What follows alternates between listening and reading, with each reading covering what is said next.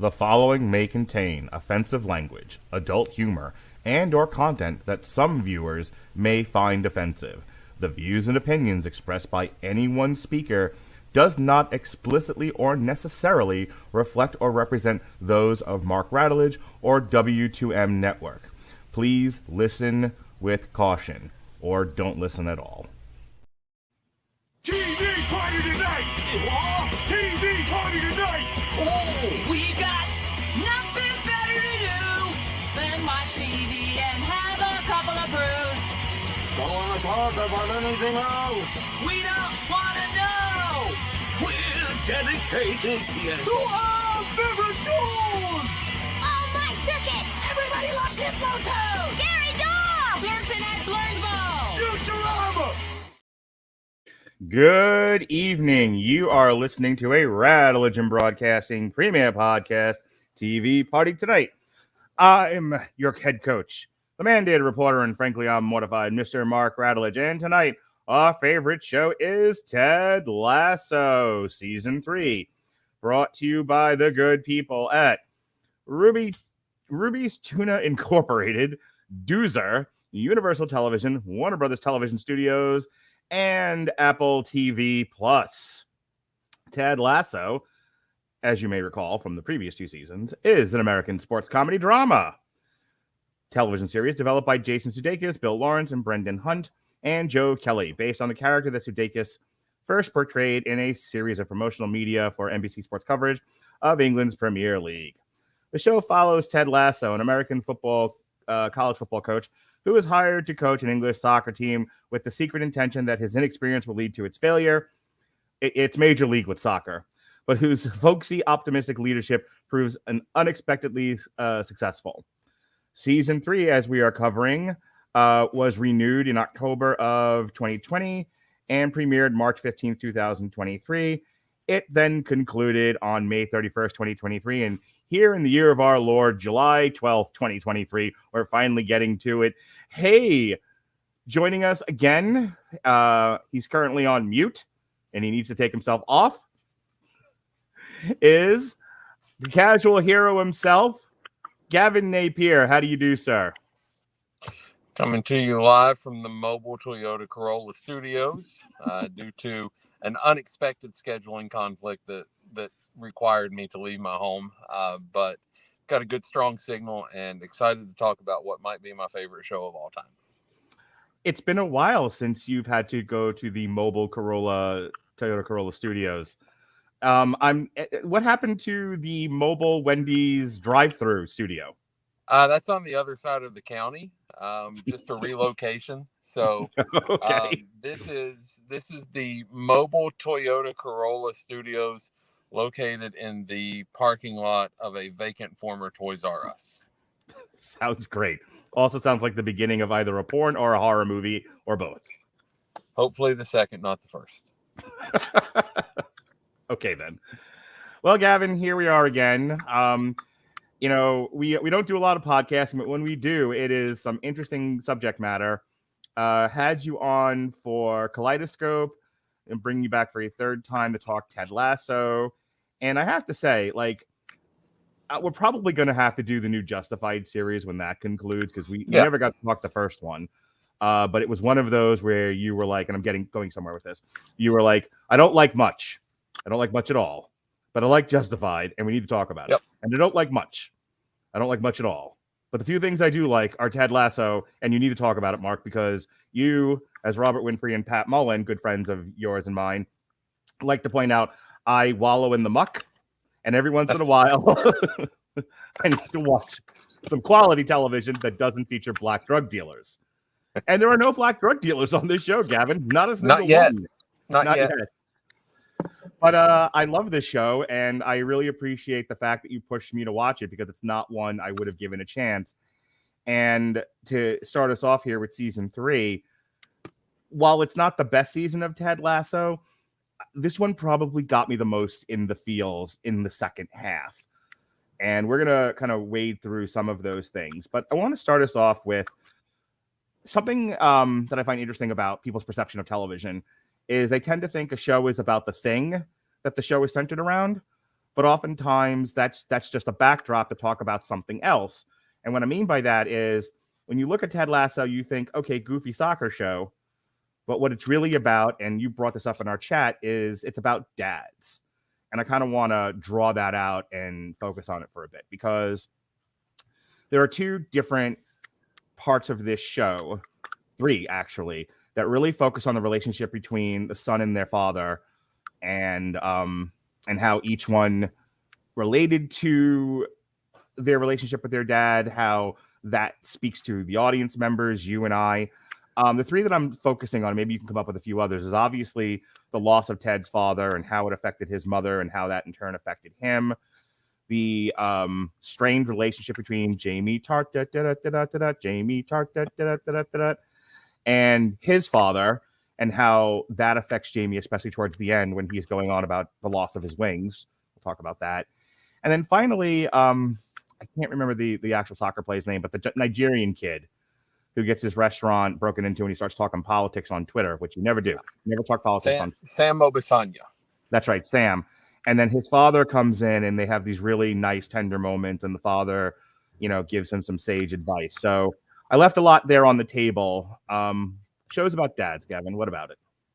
I think one of the complaints that I had about season 3 was that it dropped some of the threads from season 1 and season 2 that fell into that sort of fatherhood theme.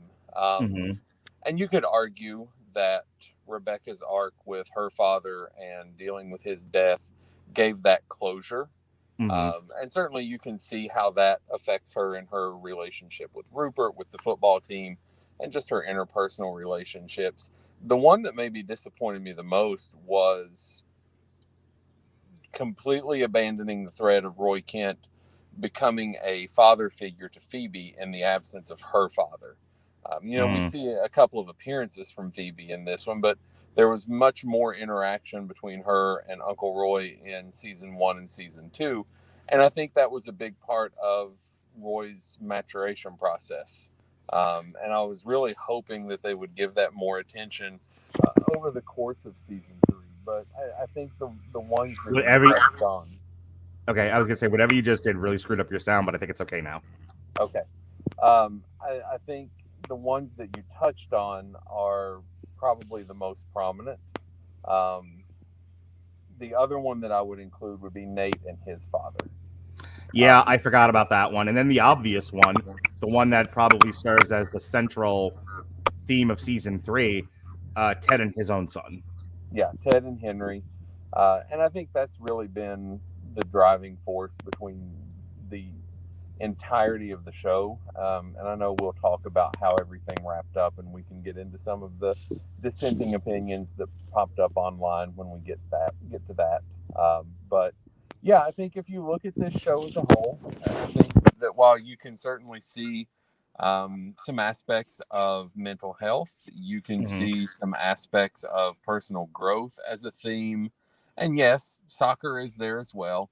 I think that if you had to pinpoint one central theme to this entire show, it's dads. I would agree. I actually do want to talk about the big tree trunk there that they kind of hang the show on, because it is, and we're going to bounce around a little bit, but I think it needs to be touched on, especially if we're going to address some of the dissenting opinions online, as you called it, some of the crowd reactions to this. And that is Ted and his son. Ted came to this soccer team as an opportunity. He was given an opportunity. He was given money to coach this, and and he is open to learning something new. And it cost him his marriage. Let's put that right out there. He left, and it strained his marriage, and his marriage finally broke, and his wife moved on to somebody else, their marriage counselor, as a matter of fact, and that damn near killed Ted. Over the course of 3 seasons, Ted tries to maintain a relationship with his son.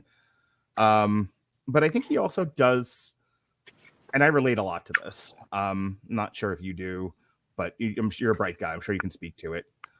This idea of when you as a man civilize, socialize, calm yourself, and decide to start a family, there's this tendency to, happy wife, happy life. Want to make the wife happy, and why not? She's your spouse, she's your partner. And that doesn't always work out in the end. Marriages become strained. Any relationship can become strained. Some people have the spoons and the tools to work on it and fix it, and some there is no fixing it. But the mistake that I think we'll just focus on men. The mistake that a lot of men make is that they seem to forget that they have children, and those relationships are important, and in many ways more important than the spouse. Whether you can mend the fence and repair the marriage, the partnership, or not, there's still that relationship that needs fostering and love. And sometimes, because we are in need of romantic attention, we forget that. And Ted has to be reminded along the way that. And there's a line at the end. I sent it to my wife, and I had a really good long cry about it. Because it hit me right where I live currently. And that is the line about that Rebecca gives him when he's going on towards the end of the second half of the season, where he's going on about she's gonna get engaged to the new guy, and I'm not over any of this. I don't want her to move on without me. I still long for this woman. That's a lot of that in the subtext. And he wants to know for sure if they're getting engaged, and Rebecca says to him, while he's now left his son in a pub with Beard to go take a call from Rebecca to find out whether or not this is happening. And she basically says, stop worrying about the end of your marriage and focus more on the continuing, blossoming, furthering relationship with your son. The moments with your wife may be over, but you'll always have the moments with your son. And Ted has this really great aha moment. And that's when we start moving towards the end of the series, because the natural end, the conclusion of this series is the mending of fences, the mending of that relationship between him and his son, which is the most paramount, most important relationship in his life. This is some of the most brilliant writing in modern television, and I absolutely loved it, and it fucking killed me. That whole bit killed me. Yeah, it was a very touching scene. Everyone played their roles very well. And I think, you said the mending of the relationship between Ted and Henry. I'm not sure that I would even use the word mending, because the relationship between Ted and Henry wasn't even broken. Mm-hmm. There was just distance there. There was never any hint that there was animosity from Henry towards his father for leaving. He thought his dad had the coolest job in the world. Ted maintained contact. Ted maintained a presence in Henry's life. And I would say the mending of the impression of that relationship to Ted. Yeah. And I think, we could spend the next however long digging into the psychology of Ted and fatherhood in a separation, and fatherhood under divorce, and fatherhood from a distance, and all of that. There's a lot that goes into that, and certainly in 2023, it's something that a lot of people can relate to. I grew up in a home that was mostly happy. My parents were married for 40 plus years until my father passed away. So I never had to experience any of that, but I've dealt with a lot of people that have. Mm-hmm. And I think showing that being portrayed positively, but honestly, I think it's a really good thing for media. Mm-hmm. And I think making that the central theme, that Henry, even if Ted didn't always realize it, that his relationship with Henry was the most important thing to him. I think that's a wonderful premise to hang the show on. Yeah, it shows enormous growth. We talk about the structure of, and this mostly is an action movie thing, but what people need to realize is that it's a drama thing, and that is your hero, your central figure, your protagonist must go on a journey of some kind. They must be changed by the events of the film or the television show, and that's Ted's journey. Was not necessarily taking stock or appreciation for what he had, losing it all, getting it all back, and arriving at the place of appreciation for the one relationship he'll always have, and that he'll always have love in, and that is the one with his son. So I thought it was really beautiful. And in the year of our Lord 2023, I don't know how many shows are handling men's mental health and the relationship between sons and fathers as well as this show does. I would venture to say not many. Yeah, off the top of my head, I can't think of any shows that have done this as well, as honestly but yet gracefully as Ted Lasso did.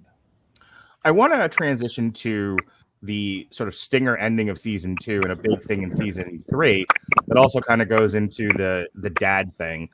And that is Nate. Nate feeling underappreciated, Nate feeling taken for granted, Nate feeling like his genius was not recognized, on the soccer team. So he leaves and he goes to the enemy. He joins the enemy camp. He goes to coach for Rupert's team. And again, this goes to the brilliance of the writing, because Nate's a villain, but Nate's also somebody that you realize is a broken human being himself. And Nate also goes on a journey of self-discovery and realizes that he doesn't want to be the monster he thought he wanted to be. He has this belief that he has to be this figure, this dastardly figure, in order to get ahead. And then he comes to not like himself or the results that it produces. And he realizes that there's a better life on the other side. He just needs to be brave enough to claim it. And part of what gets him through that passageway is him quitting his job after Rupert tries to hook him up with hookers, going through a state of depression, and having the conversation with his father about being pushed to be the best at everything and how much that broke him. That also kind of affected me, because I can be hard on my kids because I want them to succeed. And I feel like if my parents weren't satisfied with average, I might be better off than I am now. And I want my kids to be better than I am. Who doesn't want their kids to be better than they are? So I tend to push my kids, and sometimes I have to kind of be pulled back and be like, hey, you push on the right pressure points, not on every pressure point. And that's kind of where Nate's coming from. You push me to be the best at everything, even the violin, and I just wanted to play. And his father going, maybe pushing on every single pressure point all the time without a break was not the best way to bring you up. It might have produced some not so great personality quirks with you. Yeah, and I think we see, to play a little bit of armchair psychologist, I think they painted it pretty plainly. Nate took the issues with his father and he projected them onto Ted. And because Nate was terrified of his father, and because Nate knew that his father looked at him as a disappointment, Nate was not afraid of Ted. Mm-hmm. And Ted was a safe space for Nate to lash out, to project, to express those feelings. And I think, again, that's a pretty honest representation of a lot of interpersonal relationships, whether it's your father or not. We all probably have that someone that we want to impress, but we don't. And because we know they don't approve, or we don't get the recognition that we want. Hang on, bro, I'm almost 50 years old. I still want my dad's approval. Yeah. When we don't get it, and when we're frustrated, when we're hurt, we lash out towards people that we know will accept it, and we lash out towards people that we know can handle it. So I think we saw that from Nate, and I thought the resolution between Nate and his father was a little rushed. Yeah. But knowing that we're working on a time frame of we've got 12 episodes left, these episodes have already doubled their runtime from previous seasons. I understand that they probably just could not do everything they wanted to do, and they did the best they could with Nate's arc. Well, that's the thing. The resolution is not Nate and his father. That is the transition point for Nate. For Nate to truly cross the finish line, which is mending fences with Ted and coming back to Richmond, he has to go through his father. Yeah. That's what that was. And Beard, yeah. Can we talk about that for a second? Let's take just a timeout to deal with that scene. So everyone else is okay with Nate coming back, including Ted. But Beard who is a Ted loyalist, says no. And I can't remember what pushes Beard to change his mind. Something about second chances. I think there's a discussion about it. So Beard has an aha moment, and that aha moment is played out when he shows up on Nate's doorstep. And, you know, there are monologues, and then there are monologues. There are, you know, just an okay monologue. It's fine. You know, it's nicely said, but, and then there's Paul Heyman the night before the Invasion Survivor Series. Right. You know, there's some, you know, there's That's How Winning's Done in Rocky Balboa.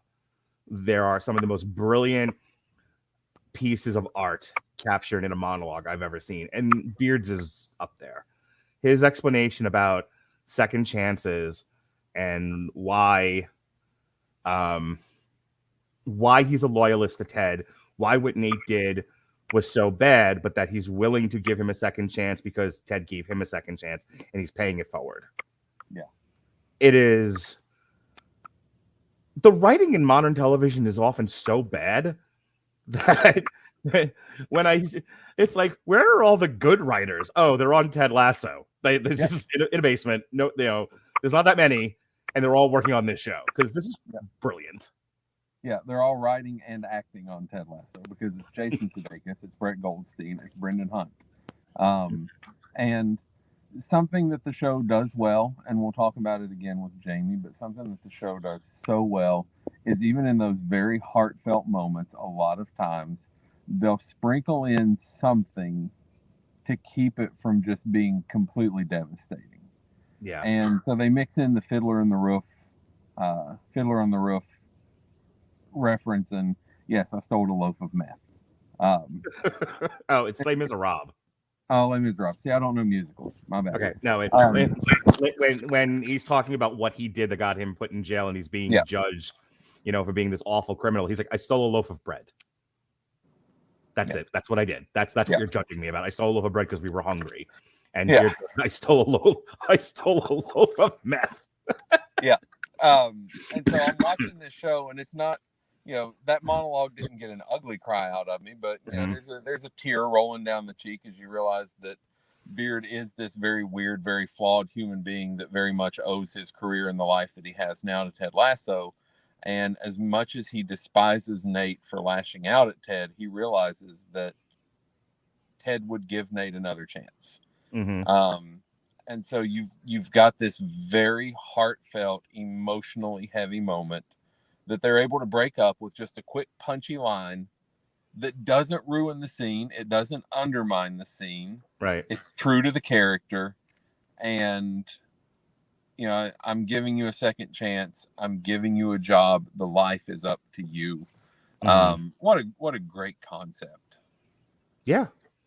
You know, I know that, and I don't, if you don't want to talk too much about it, I understand, but I think you have brought it up publicly. So, but you are a man of the faith, and you worked in the ministry.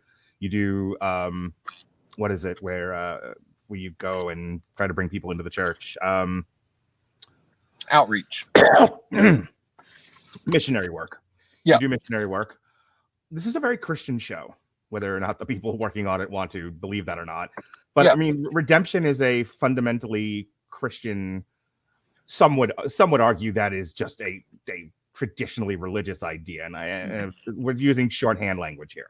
So stay with me, people, and let's not get compartmentally insulted because I didn't name your religion in particular. But this is a fundamentally Christian show because one fundamental Christian idea is redemption. Yeah. That, you know, people are flawed, and that it's not about perfection, it is about improvement. And for you to improve, you need second chances, and sometimes third and fourth chances. But as long as you're trying, you know, we all trip and fall.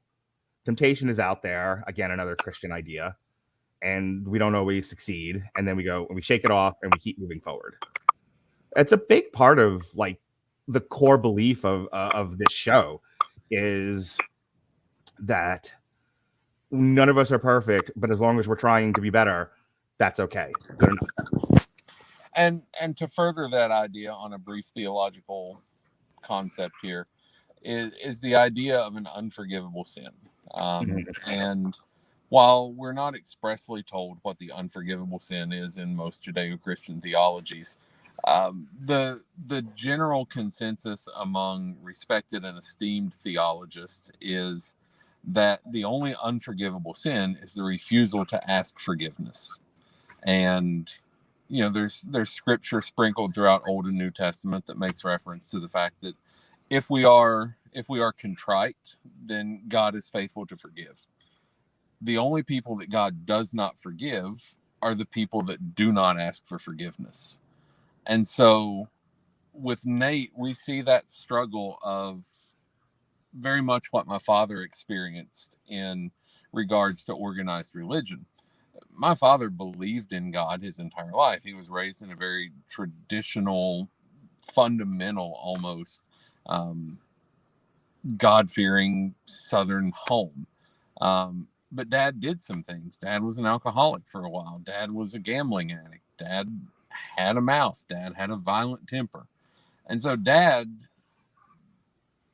struggle was not, I don't want to be redeemed. It's, I've done too much. I can't be redeemed. Right. There's no forgiveness for someone like me. And I think we see that reflected in Nate. To take it a step further, someone that refuses to even look for forgiveness, you have Rupert, who has completely embraced the depravity of man. He is who he is, and he's happy with who he is, or thinks that he is. And he's not going to seek forgiveness from anyone. Yeah. The last one I want to hit upon, and I've been doing these things for TikTok. I'm trying to differentiate and diversify my TikTok content. So occasionally, as I'm watching TV, and I watch TV on my monitor at my computer while I'm doing podcast stuff or whatever, if I see something like I've done with Generation Kill and Treme and now Ted Lasso, if I see a scene that I'm like, this is something everyone needs to see, and and my 20 followers on TikTok, they all need to see it. So I will record the scene and post it, and say the best scene in this season. Jamie Tart, who the setup to this is, he goes to a press conference and he was like, you shouldn't even count my goal. It was like an assist goal, and that goal should be given back. This is the very opposite of how he's normally a cocky bastard. Yeah. And here he is very contrite and, and unassuming, and is just not himself. And then, and then Roy later on, he's like, I need you to be the cocky prick we need you to be. I need you to take your spot. And even before that, Jamie has this really, really nice arc from season 1 to season 3, and that is self-sacrifice. That you can be the best, most valuable player on the team by knowing when you have to let others do the work. The total football thing works as not just a sports play, but also a metaphor about, and I don't need to mean as like a pat myself on the back kind of a thing, but I've always sort of had this approach to my little rinky-dink podcast network. It has my name on it, and I'm the one kind of steering the ship, but this is about letting other people succeed through me. This is a place where people can come in and project out and put their talents in a place where people can see them, because they should be seen. I don't care if I'm seen. You guys are all great talents with wonderful minds, and people should hear you. And so I'm okay to kind of, as Jamie says with the total football thing, it needs to go through me and out. And so instead of being at the front of the pack, going back to the soccer metaphor, where they kick him the ball and he kicks the goal, he's kind of in the center, and they're passing back and forth, and everybody else is taking the goals. So he's not the lead scorer anymore, but they're winning because he's that center peg passing outward, and everybody else is doing the work and getting the goals. Same thing here. And that's growth for Jamie, realizing that the best place I can be on this team, the most valuable player, is to be in the middle, passing it to everybody else to score goals. And that's awesome growth for Jamie. But it has this other effect on him to where he doesn't know if Dad will recognize the personal sacrifice he's making, the professional sacrifice he's making, and will appreciate it. And he seeks so much his father's favor which is, there's a representation of that in how the town treats him. He left the town team and he went to go play for Richmond, and he is rejected by this town. That town is like a symbol of his father's treatment of him, and he is struggling with that, which then leads to Roy being like, no, asshole, I need you to go back to being shitty Jamie Tart, because that's how we're going to win. And Jamie Tart says, I not only can I not do that, I don't even know who I am anymore. I've lost my wings, Roy. I've lost my wings. Mauls Roy's face in the process. And Roy, who has come so far and done so well, and by the end of this series is right where he needs to be, just, okay, everyone, take a drink. It's that time of the show. It is as brilliant as McNulty and Bunk doing an entire scene investigating where the bullet in the wall might be that's going to break this Barksdale case wide open. And the only thing they say to each other over and over again is fuck. And how fuck can have so many different meanings and connotations. And you could say so much. So much, Gavin Napier of the Screaming Boy podcast. So much is said with the word fuck. And when Jamie Tart is mauling his face and he's going, I don't know where my wings are. I lost my wings, yeah. I've never heard anyone yell quite like that. Like he's bawling, crying. He is just tearing his clothes asunder. And the way he does it is, yeah. And Roy says in the subtext, there. I don't quite know what's going on with you, but I'm here and I love you, brother, and we'll get through this together. What he actually says is, fuck. It's so good. A little panic, a little understanding, a little comfort. Yeah, there's a lot. Brett Goldstein uses that word like Da Vinci used a canvas. He is so versatile with the most versatile of words. Sometimes he extends the U, sometimes he growls it, sometimes it's emphatic. Yeah, he's very, very adept with that profanity. And then another one of my favorite little moments, again, they break it up with the levity. Will walks in, which is a nice moment because it shows the attention to detail that the writers have for the show, because so many times Will has been lurking in the boot room, right, and has overheard things and surprised them. And if you watch that scene again, Roy and Jamie both look for Will at the beginning of the scene. They do a quick look around and he's not there. And then he walks in. Will, yeah, missed a good one. and you can just a quick moment, you just see Will go like, daggone, I'm always here. Right. So, but yeah, it was a really good scene. Jamie's waning confidence and not knowing what his motivation is now that he doesn't hold his father in complete contempt. Hate is a hell of a motivator. It may not be the most noble of motivators, but it's certainly the most effective. And he doesn't have that anymore. Now he has pity for his father, and now he just wants the approval. Yeah. It's not an anger-fueled relationship. It's just more of, I feel bad for who my father is, but I still want his approval. I'm very focused on the concept of love, but not because we have such a primary obsession with romantic love, pornographic love, sexual love, that we forget about all the other kinds of love there are in this world. And, wanting the love of your parents, the love of, especially if you're a child, let me walk that back. Wanting the love of your parent, no matter who you are, and doesn't matter which parent, is the love many of us are bereft of, not feeling loved by our parents. And that affects us as adults and the decisions that we make, sometimes very poor decisions. And that's something that the show deals with, and I think it deals with effectively. And it's not a concept that I see in a lot of other television shows and movies, because everyone, because the sexy thing is to deal with romantic love and sexual love, that sort of thing. And that's one of the things I really like about this show is that it goes, okay, I've compared this in our chat to Cheers, and especially the end. And Cheers was more than just Sam and Diane, and then later on Sam and Kirstie Alley. Yeah. Cheers was about a lot of different things. It was about friendship. It was about motivation, success. It was about what do you do in the second chapter of your life when the thing that you focused on falls apart. And at the end, when Sam, if anyone's ever watched Cheers, because I am 100-year-old man, I understand people watching this like, what's Cheers? But at the end, when Sam decides to not sell the bar, and he realized that his first and most important love is the love of that bar, and he decides to stay with it.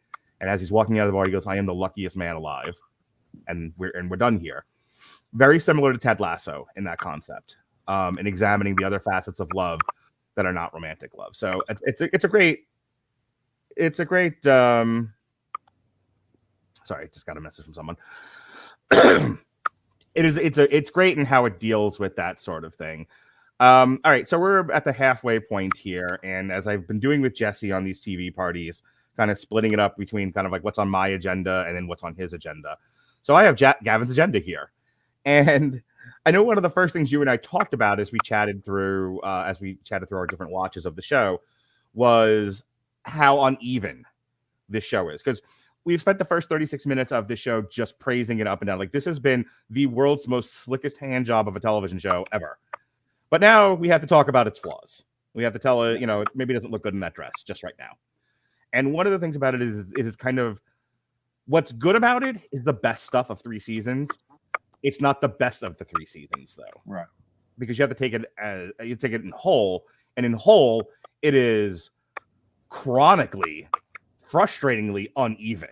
Mm-hmm. The first half is this meandering, almost boring kind of, just staring at the wall, watching paint dry pacing. And then it's like the roller coaster where you spend most of it just going up slowly, click, click, click, click, click, click, click, click, click, click, and then whoosh, one loop, and we're done here. And like, wait, that's it? It's been half this ride just going up, and then it's over before you realize what's happened. But what a thrill it was going upside down. That's right. That's Ted Lasso season 3 for you. One of the things that I really struggled with was not discussing the show with you at all until you started to watch it, because I did not want to give you any preconceived notions going into it. Right. I watched the episodes largely as they released, and you binged it after everything completed. And it was frustrating getting through those first 6 or 7 episodes. I will say, looking back from the end of the season, I appreciate them more than I did in the moment, because they do set up a lot of moments in the second half. But boy, 6 hours is a lot of setup. I think a lot about Chekhov's gun. I actually had to explain this to my son not that long ago, what a Chekhov's gun was, in structured fiction writing. And this was like Chekhov's guns and ammo store. There's just guns everywhere. And then they all got fired in the last 6 episodes, just like a firing squad. It was amazing. Yeah. If I had my way about it, if I had to trim some things from the first half of the season, the whole Keely and Jack thing just wandered, and I hated every second of it. However, I love Barbara. Barbara is wonderful. There's not really many truly minor characters in Ted Lasso. Mm-hmm. Even the minor players end up playing a pretty significant role. But as minor players go, I think she brought some much needed, unexpected humor to the show. She was a different dynamic than anyone else on the show. She's kind of an odd person. I have to interject. Her going, I'm not a huge fan of soccer, not enough blood. And then one of the audience members takes a soccer ball to the face and there's blood everywhere. And she's like, now we're talking. Yeah. Oh, honey, you're going to be the future ex-Mrs. Radulich the third. And when I get it. She enjoyed the game where Richmond was violent. But then when she found out that not all of the games were like that, she was very disappointed. And you mentioned Chekhov's gun. The one thing that they did not pull the trigger on, she told Keely and Jack, don't look in my top drawer. Mm-hmm. Jack goes to look in it. We never see what's in that drawer. Yeah, it's a Pulp Fiction moment. Yeah. Don't like it. Don't like that it's the only detail that Ted Lasso leaves out. Mm-hmm. But beyond that, I think they did a good job with Colin's story. Mm-hmm. That was largely expected. A lot of people had picked up on his mantra of "I'm a strong and capable man" throughout the first 2 seasons. I really liked also introducing, I think it's Trent, the reporter who's following him around writing the book. Yeah. Like his addition to like the cast and his interactions with the Diamond Dogs and all of that. Yeah. His part of Colin is the gay player, right? Yeah. Yeah. His part of that, and that whole thing with Colin getting called out, and then the locker room, and then him having to come out to the locker room. I got to go back and touch on the Keely and Jack thing because there was something about a different podcast that very similar topics, but I really got to touch on this. And it was one of the ones that I sent to you, and I was like, ouch, that hurts. That hurts me. Yeah. Colin comes out to the locker room. The second person that finds out that he's gay, that he's closeted gay, is McAdoo. Yeah. And McAdoo's whole thing is, I don't judge you. I don't dislike you. I'm not prejudiced against you. I'm sad and hurt that you didn't come to me about this at all, and I found out the way that I did. And his line, and I heard this, I felt this, I've been this. What is it about me that you think is so horrible that you thought I would be terrible to you if you came out to me? That really got me. Yeah. It's one of those very raw, honest moments. And I think on some level we can all relate to that, where we feel betrayed when someone doesn't trust us, even though we've given them no reason not to trust us. It is hard when people see you as a monster when you're trying to do your best. Yeah. And I don't think I've made any secret in any of the group chats, personal chats, whatever. One of the things that frustrates me about modern media is their insistence on just cramming every social agenda that they possibly can into every show that they possibly can. Mm-hmm. Not a fan of it. It feels ham-fisted. It feels forced. It feels preachy. Yeah. This did not. This felt like an honest representation of what someone in that position might deal with. Sure. It felt like an honest representation of the multiple reactions from the community that is around him, that is his true community. And I had no issue with this. I thought if and I know it's not a reasonable expectation to expect every show to handle things as well as Ted Lasso does, but if every show at least efforted to handle things as well as Ted Lasso handled this, I would have much less of an issue with it, because I thought this was handled as well as it possibly could have been. And especially when you compare it to the bisexual relationship between Keely and Jack, that was just, I hated it. It was awful. Them on the couch, McAdoo and Colin, and they're talking about like, okay, how do you deal with showers? And it's a very honest, true conversation between people about, I don't understand. I want to learn. I want to understand. Yeah. I have questions. And let's have an open dialogue about this. And so he's like, how do you shower around us? He was like, I don't know. I don't look. I think about other stuff.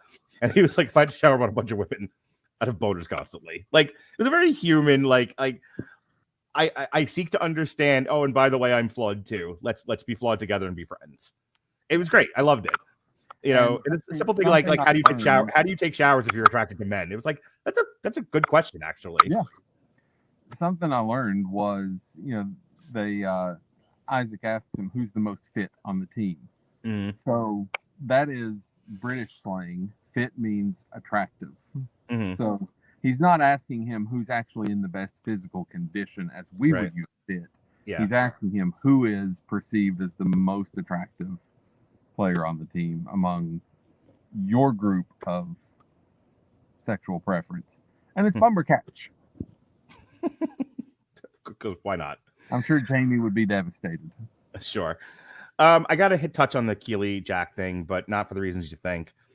I don't care. I didn't really care about that either. I was sad. I like the Keely character. I don't want to see good people have bad things happen to them. And here's the thing. I don't want to get too much into it, because if you really want to hear my long extended thoughts about women's sexuality, women's agency, the sexualization of women, hear me, Jesse, and Alexis Hana talk about it with regards to our review of Pam and Tommy, because that was the whole goddamn show. And we talked a lot about it on that podcast. It's in the archives. Go look it up. Pam and Tommy. But just so people listening to this understand, she sent a lover a private video, and it was stolen, and it was put on the internet for public consumption. She had her privacy violated. Two things about this. One, there's a great conversation in the locker room about when you're a celebrity, are you afforded the right of privacy? And that's an honest and interesting debate. And I don't know if there's a clear answer. There certainly wasn't one on the show. There was a, what's the word I'm looking for? They were resigned to deal with it in the most effective way possible. But I don't know if the show took a point of view. It did the best thing a show can do, is present both sides of the argument and let the audience decide. But Keely's line to Rebecca about, is there any way that you can fix society so that we're not sexualizing women and then simultaneously punish them for being sexual creatures? That was Pam and Tommy all over. That's what happened to Keely. That is an ongoing struggle for women, and that is something we've talked about on this network a good half a dozen times. I sympathize. I truly do. Because I think there's, you talk to enough women and hear them complain, you definitely get the sense of what, why they struggle, why they have mental, gross, overarching mental health issues throughout all of womanhood. When you're asked to be, a whore in the bedroom, Donna Reed in the kitchen, and, a busy businesswoman who don't need no man in the workplace, and you're like, I don't know if I can do all three of those things at the same time. I don't know if I want to do all three of those things at the same time. The expectation is you go to school, get a job, get kids, get a dog, get a picket fence, and then the woman turns around, looks at herself in the mirror and goes, who the fuck am I? Like, at what point did I get to make a decision here? And then, in this very, very specific case, you have Keely doing a thing that men like. Send me naked pictures of yourself. Send me videos. Do something sexy. And women going, I like to make men happy. I would like to make this particular man happy. I'm going to do this. I'm glad my body makes you happy. Good. Now let's punish you for doing all of those things. All of those seemingly positive things that we expect and want, you're also going to get punished for. Welcome to being a woman. It's amazing more of them aren't nuts. Yeah, and I understood that the arc was somewhat necessary to show Keely's growth as a person and turn her into this fiercely independent, capable, successful peer of Rebecca, not just a friend of Rebecca. I understand all of that. I just wish they would have devoted a little bit less time to it. The last thing I want to say about Keely, and then we can move on to your next point here, my list that you sent me. So I was thinking about chasing Amy when this happened, and I'm really glad they didn't pull the trigger on this, because it very much felt like a setup to it, where Roy and Jamie Tart are kind of competing for Keely's love, and they get into a bar fight, and they go to her house, and And in one of the more hackneyed, cliched moments of a show that is written brilliantly, this one was a little generic, a little hackneyed, a little cliched. Roy says, "Choose between us." And they cut to she's throwing them both out because they're idiots, and that is not how you treat someone. You don't demand you choose only one of two men because you're the last two on Earth, and that's all for you. Again, can we have a conversation about women's agency and choice here? But I really thought there was a beat there where they were going to be a throuple, and I don't need to get into my own stupid life, but I did talk with Jason Teasley a little ways back when we were discussing Sick about alternative relationships creeping their way into modern media and society, and this becoming an ongoing thing of, let's have open relationships and throuples and polyamory and all of that. And I was like, fuck, here too. In my Ted Lasso, you're gonna make a throuple out of Keely or a V out of Keely, Roy, and Jamie Tart. And no, they didn't. But I tell you, Gavin, I was more afraid of that than I have been in any horror movie I've seen in the last 6 months. No, they use that as, I think, the final step to show Keely's independence, that she doesn't need either of those that she has been so strongly tied to. And then for Roy and Jamie, it ties into Higgins' statement about perfection and how we're not perfect, but we're trying to be better. Yeah. And so it's an opportunity for Roy and Jamie to continue to try to be better. So the next thing on your list here is the brilliance of sunflowers. I've been talking a lot. I'm going to let you take this. It might be my favorite episode of television ever. There's so many details in it, and it felt like this is where the entire season turned. This is where you hit the top of the roller coaster, and then you started rocketing down towards the loops, the twists, the turns, and pulling into the finish. Danny Rojas is a joy. He has been since he appeared on the show. He is my favorite team member of Richmond AFC. Just everything about him. I love the character. And the fact that he is insistent on seeing only one tulip, because a whole field would be far too many for him to withstand. And in every scene, there is one tulip right behind him. If he would just turn around. And the sunflowers episode, I know that there was a lot of almost consternation online among Ted Lasso fan groups, and particularly on Reddit, that when they submitted for the Emmys, this was not the episode that they submitted. The only episode they submitted was the finale. Oh, that's ridiculous. If you can submit more than one, they should have done sunflowers too. Oh, sunflowers is it's incredible. And dude, sunflowers for just Jamie Tart and Roy learning to ride a bike. Yeah, and raindrops keep falling on my head. I mean, it's such a good episode. I think that it encapsulates every part of the dynamic that's made Ted Lasso work over 3 seasons. It handles an ensemble cast brilliantly. It gives you humor. It gives you emotional depth. It takes characters like Roy Kent out of their element. It gives you the best of characters like Danny Rojas and his just innocent exuberance. I think that when you watch Sunflowers, that's Ted Lasso. So I could rave about it for the rest of this podcast, and we could do a bonus episode. I won't do that, but it deserves all of the accolades that it ever gets. And I think that when we look back at Ted Lasso as a whole, seasons 1 through 3, this will be one of, if not the best episode of the series. Ted coming to Total Football, which turns the whole season and the season of television and the season of the team around, I think was brilliant. How he got there, like the dud acid trip and all of that, and the American Cowboy Bar, and that whole like sequence was really, really great. That whole idea of we're stuck in this rut. Ted's coaching of the team is a metaphor for Ted's life. And at that point, the team and Ted's life are in a rut.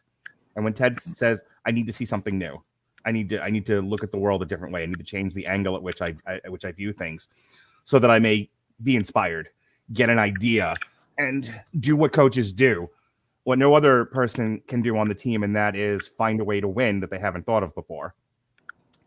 I thought how they handled it was brilliant. Like he's watching an old Chicago Bulls game, and he has this idea, and then he gets into the idea of nonstop movement, which is, and then that leads to the whole Jamie Tartt thing of like, I'm the centerpiece in all of this, and so everyone's moving around me, and I'm the center spoke. I'm the nut in the middle. Again, it's all metaphor, and it's all brilliant. I really, really like that scene. I got to go back to the riding of the bike, and I won't spend too long with this so we can move on to something else. But Jamie and Roy's friendship, as they go from almost like bitter enemies and rivals to friends, maybe the best of friends by the end of the season. And that part on the bike was so pivotal about that because this is Roy. Roy's not, vulnerability in Roy is like Superman and Kryptonite. And he has this moment of like, I never learned to ride a bike because, and I think it's something like somebody in his family died, and he never came back, and that was the person that was going to teach him to ride the bike. Yeah. And so Jamie's like, okay, well, we're going to fix it. We're going to fix it. That is so much of Ted Lasso. Let's fix this. This is broke. Let's fix it. Yeah. And that's the brilliance of him, right? That is the metaphor. That is the symbolism of the bike scene. Is something is broke within Roy and Jamie, who is there's stuff broken in him too. But sometimes you're the fixer and sometimes you're the fixie. And in that scene, Jamie, who is this egotistical nut job, puts himself in the position of, no, you're broken, and I can fix you. At least I can fix this part of it. That's what we're doing, and it's not about me; it's about you. But if you're better, then you can help me be better, and then we can both be better together, and this team will win. Yeah, that's Ted Lasso. Yeah, and then we also plant the final seeds of Rebecca's arc. Yeah. So, yeah, Sunflowers. Like I said, it's that hinge point for the entire season, and it's brilliant. And I'm shocked that they did not submit it for the Emmys and Golden Globes. So, Gavin Akufo, let's talk about Edwin Akufo. The best. I'm going to let you again lead the discussion on this because I don't have the scene where they're discussing the super duper World Series All-Star Soccer League that ends with a Pulp Fiction food fight that you never see, a Reservoir Dogs food fight that you never see. I don't have a whole lot to say other than I thought it was hilarious. He is just the best as a minor villain. His insistence on terrorizing Sam simply because Sam rejected him. I love it. I love the pettiness. I love his over-the-top, demonstrative physical acting. His voice is just pure joy. And he really... You don't get a lot of African accents on TV, and you get two in this show. Yes.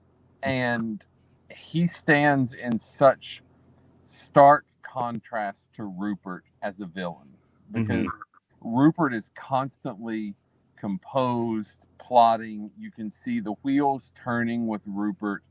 He is very much this Machiavellian character that's trying to move all of the chess pieces on the board to where he wants them for his greatest benefit. Whereas Edwin Akufo is the equivalent of... It's amazing they can both be entitled, but so differently express that entitlement. Yes. Edwin Akufo is like a Powerball winner that hits the $1 billion jackpot, is suddenly rich, and has no idea how to conduct himself with decorum. He just knows that he has enough money to get anything that he wants. Right. And toddler brain. Yes, toddler brain. Loud, boisterous, gratingly annoying human being. Prone to tantrums, destructive tantrums. Yes. But you can't help but enjoy when he's on screen. Sure. As dramatic performance, he's hysterical. Oh, it's incredible. And I wish that we would get more of him in the future somehow, some way. I don't care if it's 90-second long TikTok videos of Edwin Akufo's adventures now that the soccer league has failed. I will watch anything that has Edwin Akufo in it. He needs to do like a weekly roundup of just soccer games. Here are Edwin Akufo's highlights of this week in soccer. Absolutely. I would watch that.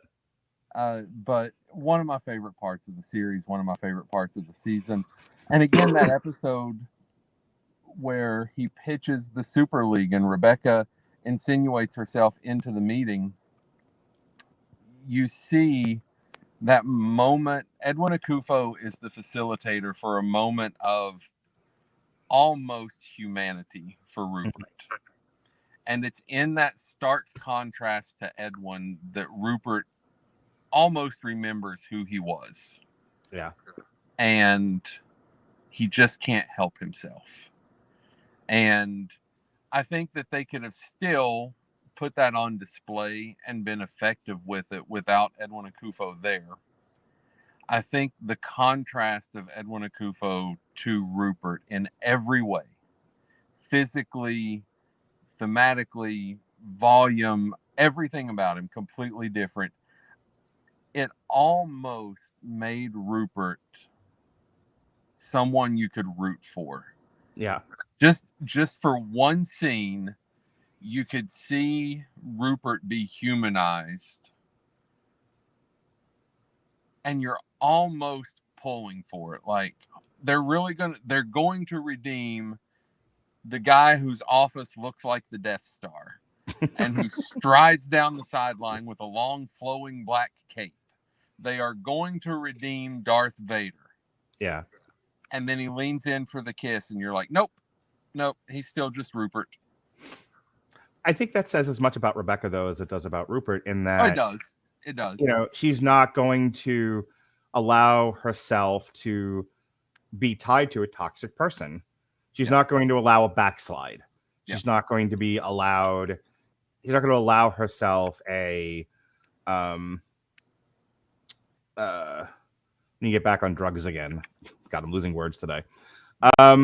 But you know, just that idea of I have made progress. I have done things. I have been able to. I have, you know, one of her arcs is at first this is all about punishing Rupert for hurting her, and then she gets to a place of being her own self without that aspect of her personality of punish Rupert. She excises that from her body, and she's just Rebecca. You know, it's a very Galadriel moment. I'm going to resist the temptation of the ring and the evil that it'll make me, and I'll just be Galadriel, whatever that will be, but at least it'll be my own destiny. Yeah. Yep. Just compared Rebecca to Galadriel from Lord of the Rings. Welcome to TV Party. So next on your, and this kind of ties into what we're talking about here, the physical decline of Rupert. Yeah, he looked like a different person. And I don't know if that was a conscious decision on the part of Ted Lasso and their creators, or if that's a reflection of where the actor is in real life, or a combination of both. It's been a rough couple of years. It might be the latter. Yeah. And I did see somewhere that the actor has actually used a cane off camera for several years. Even when he was on Buffy, he was using a cane off camera. So he's not a young man. But in the context of Ted Lasso, it really is a picture of what that just unending anger and bitterness does to a person. It's hard to be angry for a prolonged period of time. It sucks is what it does. Yeah.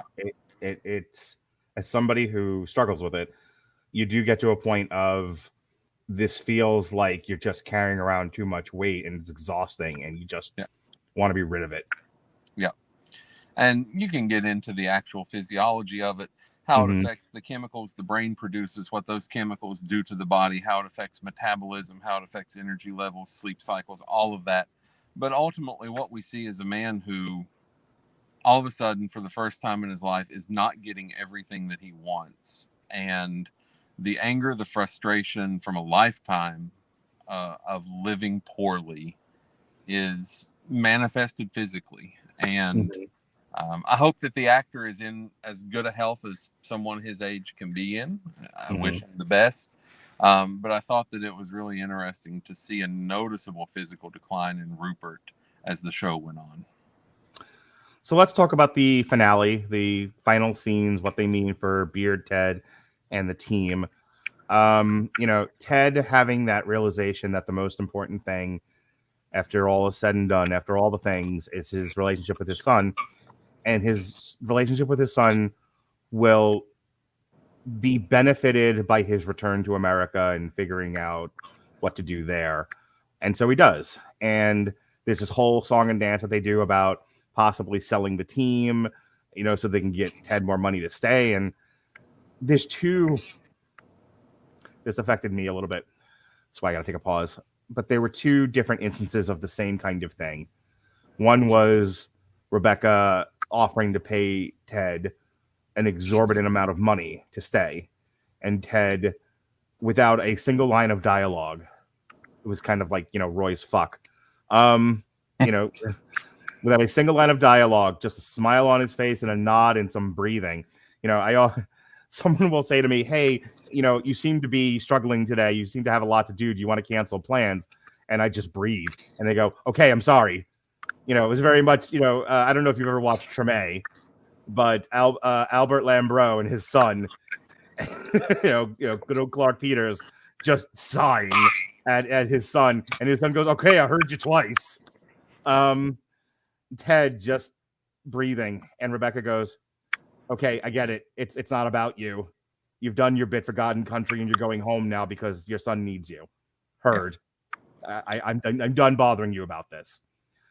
Subtext is a thing. People should learn how to put it in their movies and films, their movies and TV shows, because it's brilliant here.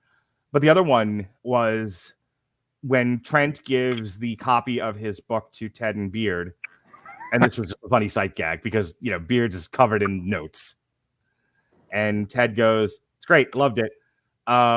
Maybe a name change because."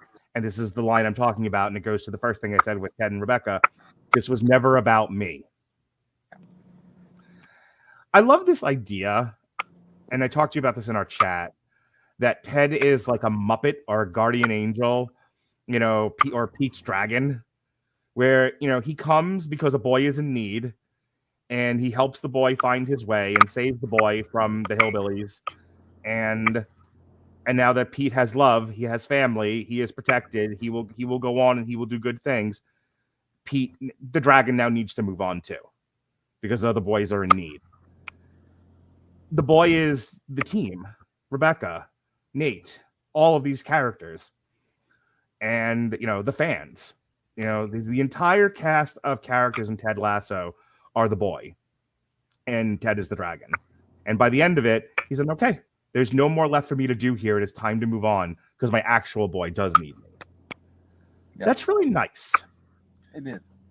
The scene with Rebecca and Ted in the stands where she basically has a dialogue between the two of them with just her words. Yeah. Yeah. She says, this is the part where you tell me you'll go home and you'll think about it and you'll sleep on it. And then we come back tomorrow and we have the same conversation. We've all had those friendships and relationships in life that we're not ready to let go of, even though we can see they are coming to an end, whether we want to accept it or not. No, I have no idea what you're talking about. There are conversations that we can look back on where we've tried to prolong things, and she's doing that with Ted. She knows that Ted is leaving, and she acknowledges it in her monologue. Yeah. You already know your answer, don't you? And he just looks at her because he does care about her, although much to the chagrin of a lot of the internet, not romantically. I can't believe people were standing Ted and do people have such little imagination that, the lead gal and the lead boy have to be in love by the end of the show? I mean, again, Sam and Diane, Sam and Kirstie Alley. No, in the end, it was Sam and the bar, as it always should have been. Yeah. And I really liked that scene as hard as it was to watch. Because selfishly, I want Ted to stay too. I like the show. I want more Ted. And, she offers him the world. You can bring your ex-wife. You can bring your son. We'll pay for everything. I'll sell shares of the team. We will pay you exorbitant sums of money. Ted just wants to go home. And to your point about Ted being an angel that comes in, fixes what needs fixing, and leaves, There are two things that are consistently referenced throughout the entirety of the 3 seasons of Ted Lasso. One is the Wizard of Oz, which he explicitly references towards the end. There's no place like home, but there's not a lot of places like AFC Richmond either. And Mary Poppins, which is again another example of Pete's Dragon. Yeah. And so it's very on brand. It fits very well with the theme of the show. And again, as difficult as it was, and as much as they teased you with the idea of Ted staying, if you've watched the show from season 1, episode 1, whenever it ended, and we discussed this was how it was going to end. It was always going to be Ted going back to Henry. Yeah, as it should be. Yeah. You know, I'm a big fan of killing your babies, which is a term, not literal. Dear YouTube, I'm not talking about baby side. But knowing David Simon ended The Wire with season 5, even though there could have been 5 more seasons, because he knew that we are at the end. I've said what I need to say about this. It is time for me to move on to another boy. Another boy needs me. Another story needs to be told. Yeah.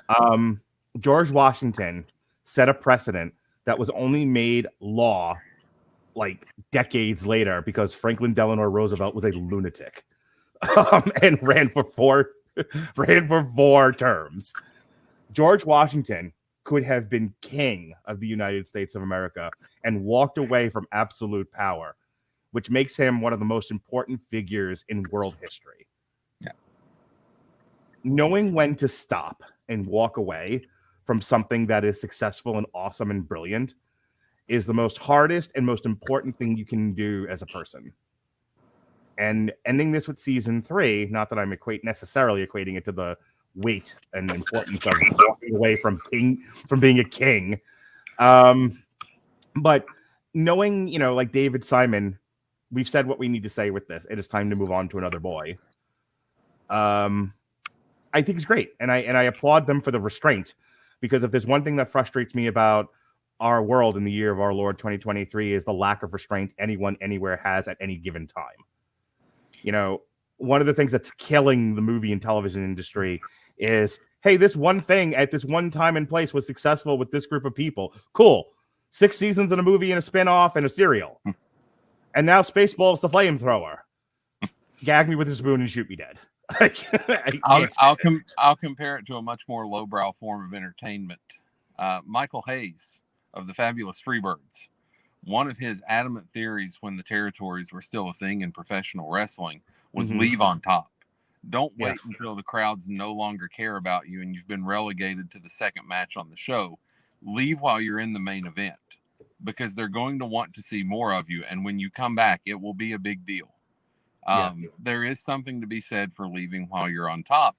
And, Ted Lasso has certainly left while on top. It is critically acclaimed. And while season 3 did not receive the universal praise that seasons 1 and 2 did, it's still very beloved. Yeah. The scene in the locker room towards the end of the finale, where Sam pulls out the piece of the believe sign that Ted had shredded completely earlier in the season, Sam pulls it out, and it's a nice moment because he's Sam. He is the purest of the pure. Yeah. And then Jamie opens his locker and reveals that not only is he reading The Beautiful and the Damned that Ted gave him, but he's using a piece of the believe sign as a bookmark. And then Isaac pulls it from his captain's armband. Right. And you realize that Ted has made a significant difference in the culture of the team and in the lives of these people as a whole. And they use that for another one of those wordless moments where it's just facial expressions and gestures between Ted and Nate, where Ted kind of shrugs and says, look, you can be forgiven. And in just a brief moment, and Nick Muhammad is just a tremendous actor. You see this range of emotions sweep over his face where he smiles because it's a nice moment. And then you see that almost consuming grief when he realizes what he did. And then you get the relief where he realizes, okay, I can be forgiven by this group of people, and Ted has forgiven me, and it doesn't take a 60-page letter to do it. The acting that Nick Muhammad did with his face in that moment, those 3 seconds, was incredible.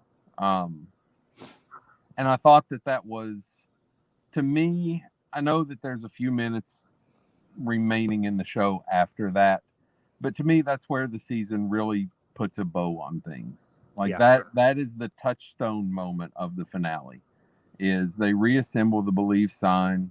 Trent Krim has his storybook ending. And one of the greatest frustrations to me in the show is Apple has publicly stated there are no plans to release Trent Krim's book. Are you kidding me?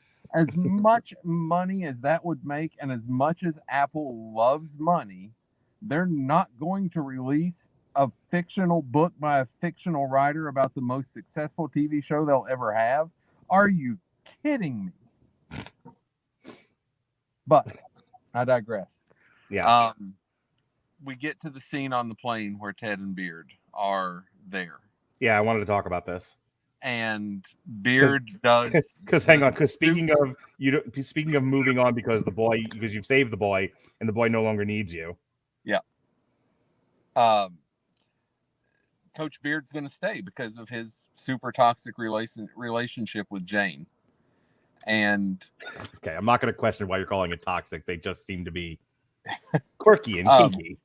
So I will say this: Brendan Hunt did an AMA on Reddit.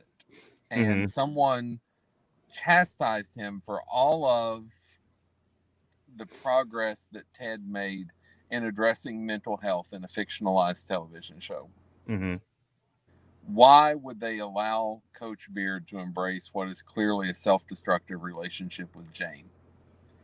And I thought Brendan Hunt's answer was very eloquent and very appropriate. He said, you're dealing with someone who has a long history of self-destructive behaviors. We found out in season 3 that he was a car thief, that he was a drug addict, that Coach Beard has long been a self-destructive person.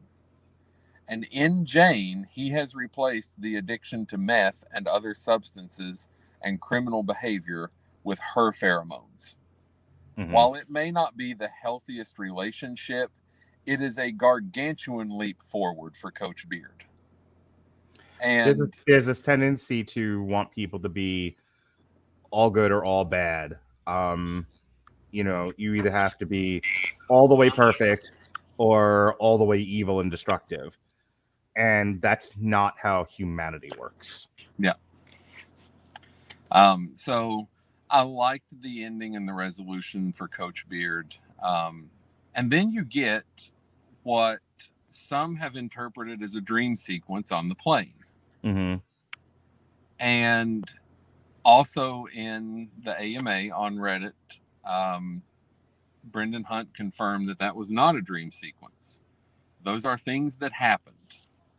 That it's not Ted's vision for the people on the team. Mm-hmm. It's what happened to the people on the team. Yeah, all that scene was missing was, down in the hole, by the way. Yes. And so, Ted knows that the team is going to be okay. Sam gets to play for the Nigerian national team. Right. Beard gets married to Jane. And even though Ted's not the best man, Ted's not there, it's okay. That was addressed in the AMA as well. Go look it up if you have questions about it. Brendan Hunt perfectly describes what adult friendships look like. Ted just left England. He doesn't have to get back on a plane and fly back to England for what was probably a very impulsive wedding. Right. It's okay to just have that conversation over the phone. Hey, I'm happy for you. Congratulations. Yep. So you have that. The final thing that I really want to discuss in regards to the ending of the season and where it leaves the characters is during the final match of the season, we see Dr. Jacob slowly regressing, being very present in the family room, watching the television, but trying to dismiss soccer, to being very disconnected and on his phone to being in the background to just not being there.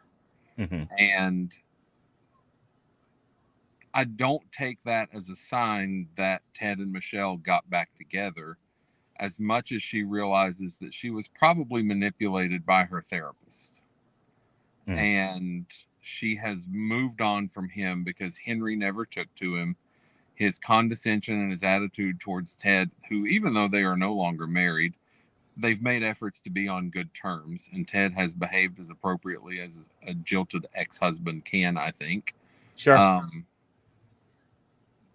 Dr. Jacob is removed from the picture, which allows Ted to come home and be the primary father figure in Henry's life. And the use of music and soundtrack and score throughout the entire series, I think, has just been masterful. And throwing in Cat Stevens in the finale is another one of those gut punches. Just a beautiful song that will bring grown men to tears over and over.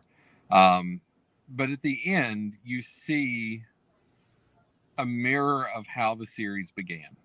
Yeah. You see a close-up of Ted's face. Only this time, he's happy, not exuberant, not overjoyed. He's content.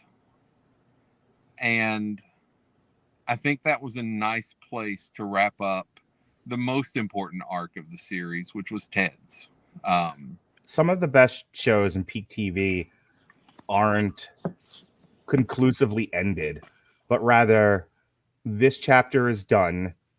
There are more chapters ahead. You're just not going to see them, but know that life does in fact go on. Life went on in Baltimore. Life went on in Oz. Life went on for the Soprano family. On and on. Yes, on and on and on. And that's how I feel Ted Lasso wrapped up. Yeah. This is not the end of Ted's journey. This is just the end of the journey you got to see. Yeah. I think for me, and I know we probably have differing opinions on this, Mm-hmm. I'm okay with the universe continuing absent Ted Lasso. I would agree that Ted Lasso's arc is done. I don't think we necessarily need to see more from Jason Sudeikis. I think even though it was probably intended to some degree, not intended to be, I don't think you can intend to have the level of success that they have had in building this very rich world of characters. That I do think that there are still worthwhile stories to tell with Roy Kent. I think that there are worthwhile stories to tell with Rebecca and Keeley that don't involve Jack. I think that there are worthwhile stories to tell with Sam and the continued growth of people in the Richmond AFC world, and bring new people in to fill the gaps of people that do move on. I don't necessarily think that we need to see more from Jamie. I think Jamie's arc got a really nice bit of closure with his father in recovery, and Jamie becoming very healthy emotionally. I know that the writer's strike and what will probably become an actor's strike will undermine a lot of projects going forward.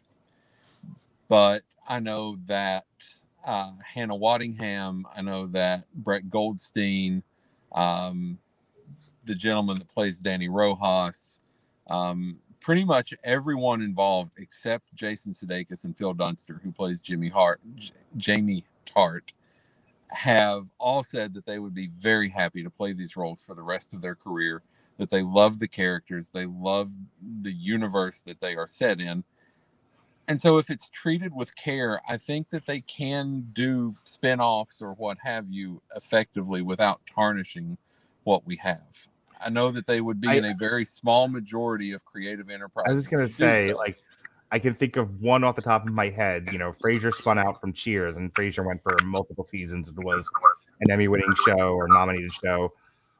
It was beloved. It was very funny. I enjoyed Frasier, but I can't think of a tremendous amount of successes where they took a very successful thing, spun it out in different directions, and continued to hit grand slam after grand, home run after home run. And I think I'm not going to argue with your individual points because any great group of talent is going to continue to produce great art. Right. For the most part, even the best of us have a miss every once in a while. But I think overall, good, talented people make interesting stuff. That seems fair. But I'm also in a place in my media consumption life where can we go to other worlds? Can we tell other stories? Can we see other people? Can we just see other people? I like you, but I also want to see other people. I have to have variety, different experiences. I'm going to get yelled at by Robert Winfrey for projecting right now, but that's fine. There's a lot of subtext here. My point being that, if I can stop being silly for just a moment, that I'm very much at a place in my life right now where this was perfect. Leave it alone. Show me something else. Take the same group of talented people and dig into the recesses of your mind and show me something else that you can do. Show me another world that I can go into. The thing I like about David Simon and why I'm on this journey with Jesse from the corner to the deuce is because David Simon could have stayed in Baltimore and has gone back to it once or twice. But for the most part, left Baltimore, went to New Orleans, went to Iraq, went to Poughkeepsie, I think it was, or Albany, wherever Show Me a Hero takes place. Went to Midtown Manhattan in the 70s to show us how porn was created. And, he's taken us to so many wonderful places. And he's told us a lot of wonderful stories. That's why I focus so much on David Simon. The people that make this show follow David Simon's track record and show me different worlds, show me different places, show me different people. I personally, I'm good with this one world. Let's go somewhere else now. Sure. I think if Brett Goldstein and Brendan Hunt weren't so willing to be heavily involved in whatever happens going forward, that I would be much more leery of it just being turned over to a different creative team, knowing that the love and care that they have for these characters and for the world that they've crafted. I feel like if they truly believe they have more stories to tell, I trust them to tell those stories. Also, as you pointed out at the beginning of the show, there's not a lot of stuff I like. So when there's stuff I like, I want more of it. Okay.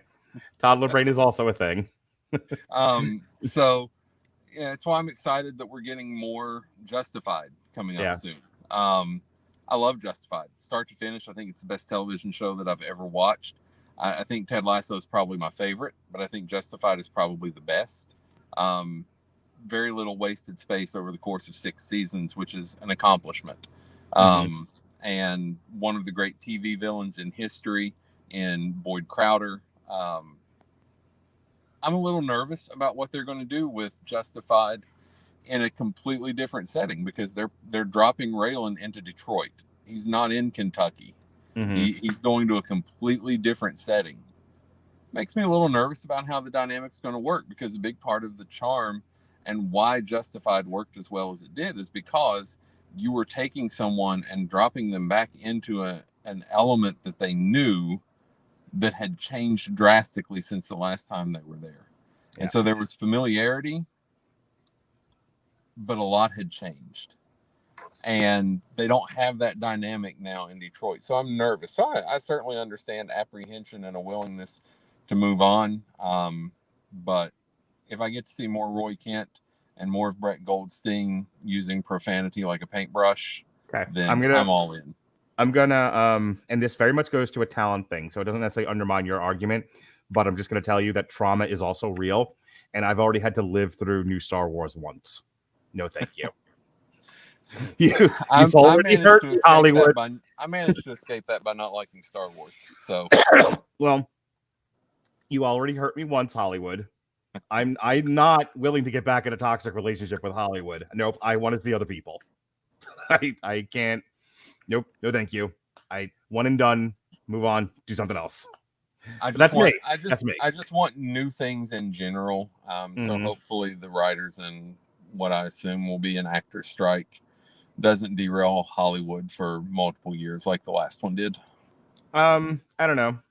I think a nice timeout while we reassess and not do the last 3 years of what's come out.